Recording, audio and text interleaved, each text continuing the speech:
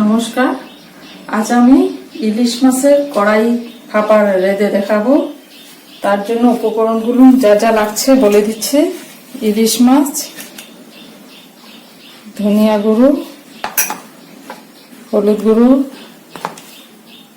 লবণ, আদা বাটা, আর এখানে কালা শস্য আর সাদা শস্য মিক্সড করে 3টে কাঁচা লঙ্কার সাথে পেস্ট করেছি।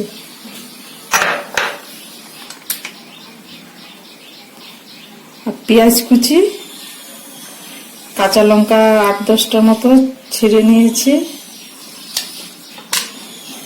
আর সরিষার তেল। এখন আমি মাছটাতে সব একসাথে করে মেখে নিব।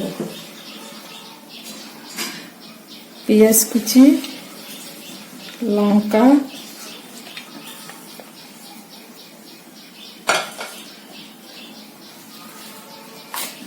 ধনিয়া গুঁড়ো,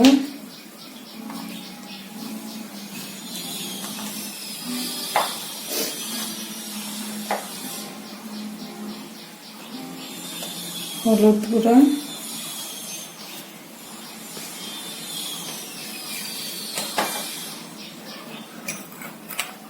নুন যার যার স্বাদ অনুযায়ী,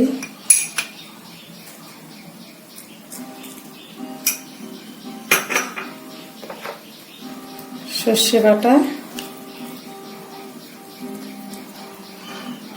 আর আদা বাটা। সর্ষের তেল দিয়ে দিব।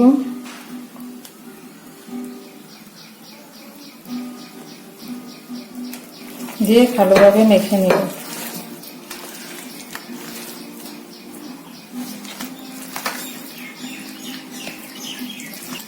আমার মাখানো হয়ে গেছে। এখন ফ্রাই প্যানে তেল দিয়ে দিব, সরষের তেল।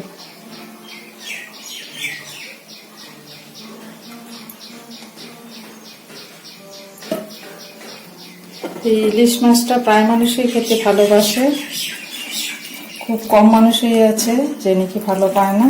না হলে তো প্রায় মানুষই খায় এই মাছটা, যারা মাছ খায়।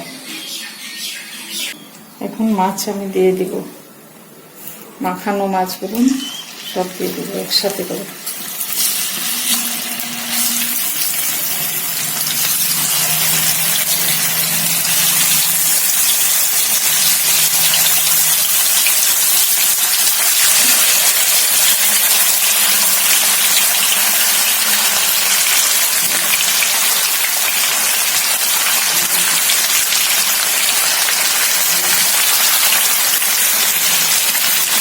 এই রান্নাটা খুব স্বাদ হয় খেতে,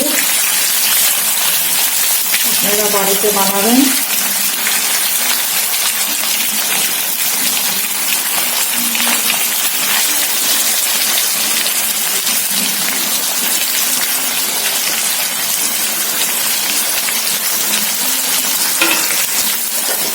পাঁচ মিনিট এই সাইডে ভাজা হবে, আমি অপর সাইডে উল্টে দিই। আমি ওরকম মাছটা উল্টিয়ে দিই, একটা করে সমস্ত মাছগুলো উল্টিয়ে দেবো।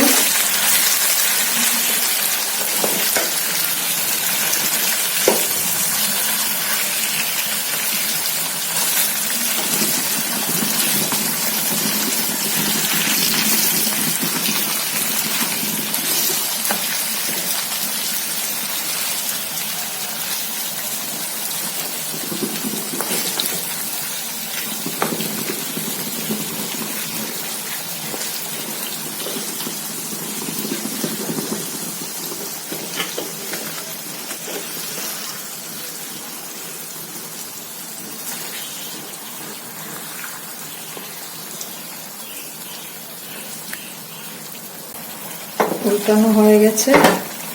এখন আমি একটা চাল দিয়ে অল্প সময় ঢাকা দিয়ে রাখবো। 5 মিনিটের মতো আমি এটা ঢেকে রেখেছিলাম। এখন আমার এটা ভাজা হয়ে গেছে। তার মধ্যে আমি যে মশলা ধোয়া জলটা দিয়ে দিব।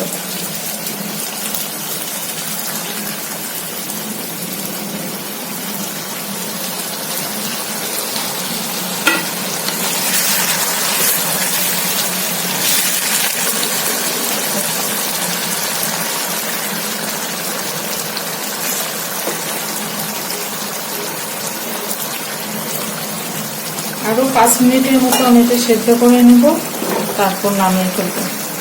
আমার ভাপা ইলিশটা হয়ে গেছে, এখন নামিয়ে নেব।